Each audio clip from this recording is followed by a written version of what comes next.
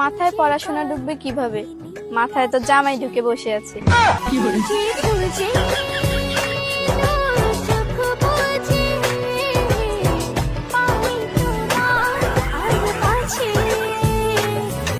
বিয়েটা করে ফেলো তাড়াতাড়ি, তাহলে পড়াশোনাটা ভালো হবে। অল্প বয়সে বেশি পাকলে যা হয়। ও জান আমার বিয়ে করবো মাথায় না। ওইখানে মাথায় পড়াশোনা ঢুকবে কিভাবে? মাথায় তো জামাই ঢুকে বসে আছে।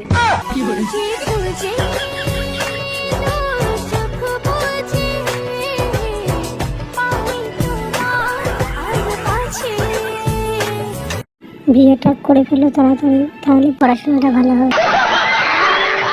অল্প বয়সে বেশি পাকলে যা হয়।